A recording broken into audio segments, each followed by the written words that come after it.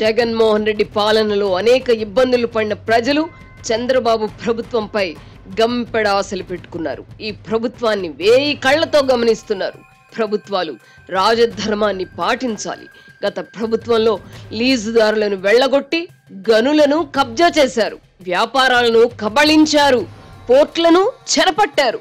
రాష్ట్రంలో న్యాయబద్ధంగా వ్యాపారం చేసుకోవాలన్నా కప్పం కట్టాల్సిన దుస్థితి కల్పించారు. ఇప్పుడు కూటమి నాయకులు కూడా అలాగే వ్యవహరిస్తే ప్రజలు ఖచ్చితంగా హర్షించరు. నాయకులు కార్యకర్తల్లోనే కాదు, ప్రజల్లో కూడా ఎన్నో ఆశలు ఆకాంక్షలు ఉన్నాయని గుర్తించాలి.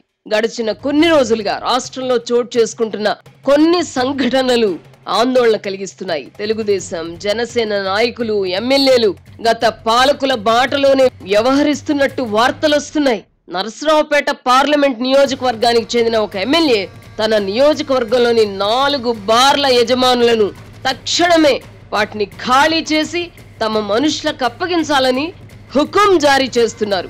అనకాపల్లి పార్లమెంట్ నియోజకవర్గంలోని ఒక జనసేన ఎమ్మెల్యే ఫార్మా కంపెనీ వాళ్ళు తనకు కప్పం కట్టాలని ఆదేశిస్తున్నారట. కడప జిల్లాలో గతంలో మాదిరి భూ కబ్జాలు జరుగుతున్నట్టు సమాచారం.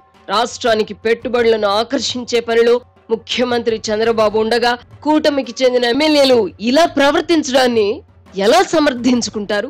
వ్యాపారాలు చేసుకునే వారికి సహకరించాలే గాని కప్పం కట్టాలని కోరడం ఏమిటి? గత పాలనలో ఇలా జరిగిందనే కదా ప్రజలు ఆ ప్రభుత్వాన్ని బంగాళాఖాతంలో నిమజ్జనం చేశారు. తూర్పు గోదావరి జిల్లాలో ఎన్నో ఏళ్లుగా గ్రానైట్ క్వారీలు నడుపుకుంటున్న వారిని గత ప్రభుత్వంలో తరిమివేసి వైవి సుబ్బారెడ్డి కుమారుడు వాటిని చెరబట్టారు. ఇప్పుడు ప్రభుత్వం మారాక కూడా సానా సతీష్ అనే అతను అదే బాటలో పయనించే ప్రయత్నం చేసినట్టు వార్తలు వచ్చాయి. నెల్లూరు జిల్లాలో ప్రైవేట్ భూములలో సిలికా ఇసుక లభిస్తుంది. ఆ భూ యజమానులు లీజు పొంది సిలికా అమ్ముకునేవారు. జగన్మోహన్ రెడ్డి అధికారంలోకి వచ్చాక అధికార పార్టీ వాళ్ళు యజమానులను తరిమేసి వాటిని కబ్జా చేశారు. చీమకుర్తిలోని గెలాక్సీ గ్రానైట్ గనులు కూడా ఈ కోవలోకి వస్తాయి. ఈ నేపథ్యంలో ముఖ్యమంత్రి చంద్రబాబు కఠినంగా వ్యవహరించాలి.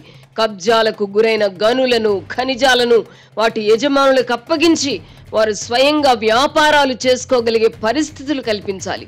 ప్రభుత్వ మార్పు మాత్రమే కాదు, కొత్త ప్రభుత్వంలో ప్రజలు కోరుకుంటున్న మార్పు ఇదే.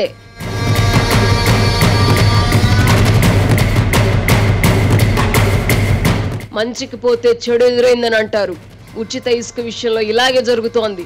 2014, 2019 మధ్య కాలంలో చంద్రబాబు ముఖ్యమంత్రిగా ఉన్నప్పుడు కూడా ఉచిత ఇసుక విధానం అమలు చేసిన విమర్శల పాలయ్యారు. స్పష్టమైన విధానం, అవగాహన లేకుండా లేడికి లేచిందే పరుగన్నట్టుగా ఉచిత ఇసుక అని ప్రకటించడంతో అప్పట్లో రీచ్లు అధికార పార్టీ ఎమ్మెల్యేలు వారి మనుషుల ఆధీనంలోకి వెళ్లిపోయాయి.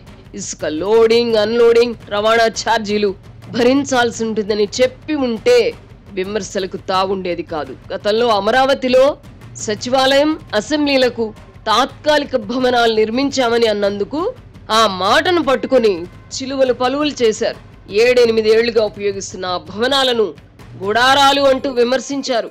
ఇలాంటి అనుభవం దృష్ట్యా ప్రభుత్వం పదాల వాడకంలో మరింత అప్రమత్తంగా ఉండాలి. అధికారంలోకి వచ్చిన కూటమి నాయకులు ఎవరైనా రేపు అనేది లేకుండా వ్యవహరిస్తే వారిపై కఠిన చర్యలు తీసుకోవడానికి ముఖ్యమంత్రి చంద్రబాబు వెనుకాడకూడదు. ప్రభుత్వం మారినంత మాత్రాన అధికారులు కొత్తగా పుట్టుకురారు కనుక పూర్తిగా చెడిపోయిన అధికారులను వదిలేసి మిగతా వాళ్లకు ప్రభుత్వ ప్రాధాన్యతలు వివరించి వారితోనే పని చేయించుకోవాలి. ఈ విషయంలో తెలుగు తమ్ముళ్ళు కూడా ఆవేశాన్ని తగ్గించుకోవాలి.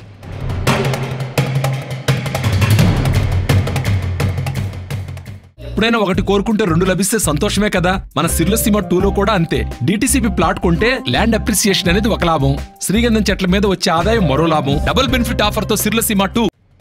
ఇప్పుడు మాజీ మంత్రి కల్వకుంట్ల తారక రామారావు ఢిల్లీలో విలేకరుల సమావేశంలో జగన్మోహన్ రెడ్డి ఓటమిపై చేసిన వ్యాఖ్యల విషయానికి వద్దాం. ఆంధ్రప్రదేశ్లో ఎన్నికలకు ముందు జగన్ మళ్లీ అధికారంలోకి వస్తారన్నది తమకున్న సమాచారమని కేటీఆర్ చెప్పుకొచ్చారు. ఇప్పుడు జగన్ చిత్తుగా ఓడిపోయి చంద్రబాబు ప్రభుత్వం కొలువుదీరి నెల అయింది. ఈ నేపథ్యంలో తెలంగాణలో తాము కోలుకోవడం ఎలాగో ఆలోచించకుండా జగన్ ఓడిపోవడం ఆశ్చర్యంగా ఉందని, అయినా 40% ఓట్లు సాధించిన ఆయన హీరో అని కేటీఆర్ సెలవిచ్చారు. తెలంగాణలో తాము జీరోలుగా మారిన విషయం వదిలేసి పక్క రాష్ట్రం వాళ్ళను హీరోలని పొగిడితే వచ్చేదేమిటో ఆయనకే తెలియాలి. ఆంధ్రప్రదేశ్ మాజీ ముఖ్యమంత్రి జగన్ పట్ల తండ్రి కొడుకులైన కేసీఆర్ కు కేటీఆర్ కు అవ్యాజ్యమైన ప్రేమ ఉందన్న విషయం అందరికీ తెలిసిందే. ఆంధ్రప్రదేశ్లో రోడ్లు లేవు, కరెంటు లేదని ఒకప్పుడు విమర్శించిన ఇదే కేటీఆర్ ఇప్పుడు జగన్ ఓటమికి ఆశ్చర్యపోవడం ఎందుకో తెలీదు. తెలంగాణలో తాము ఎందుకు సోయిలో లేకుండా పోయామో సమీక్షించుకోవాల్సింది పోయి జగన్పై ప్రేమ వలకబోస్తే మరింత నష్టమే తప్ప లాభం ఉండదు. తెలంగాణలో ప్రస్తుతం జీరోగా మారిన కేటీఆర్ కు ఆంధ్రప్రదేశ్లో జగన్మోహన్ రెడ్డిలో హీరో కనిపించడం విడ్డూరంగా ఉంది. 2019 ఎన్నికల్లో ఓటమి పాలైన చంద్రబాబుకు కూడా 40% ఓట్లు వచ్చిన విషయం కేటీఆర్ కు గుర్తు లేదా? ప్రతిరోజు జనంలో తిరిగిన ధర్మవరం ఎమ్మెల్యే కేతిరెడ్డి ఓడిపోవడం ఆశ్చర్యంగా ఉందని కేటీఆర్ అన్న మాటలకు ఆంధ్రప్రదేశ్ మంత్రి ధర్మవరం నుంచి గెలిచిన తాజా ఎమ్మెల్యే సత్య తగు విధంగా బదులిచ్చారు. జగన్, కేతిరెడ్డి వంటి వారి గురించి కేటీఆర్ వ్యాఖ్యలకు ప్రతిస్పందనగా సోషల్ మీడియాలో ఒక పోస్ట్ వచ్చింది. గాడిద సంగీతానికి ఒంట ఆశ్చర్యపోతే ఒంట ఆనందానికి గాడిద మూర్ఛపోయిందట. ఏం చేద్దాం, ఒకరినొకరు ఓదార్చుకోండి అని ఆ పోస్ట్లో పేర్కొన్నారు. నిజమే కదా, పక్క రాష్ట్రంలో ప్రజలు ఎవరి కుర్చీనో మడత పెడితే దానిపై కేటీఆర్ విశ్లేషణలు ఎవరికి కావాలి?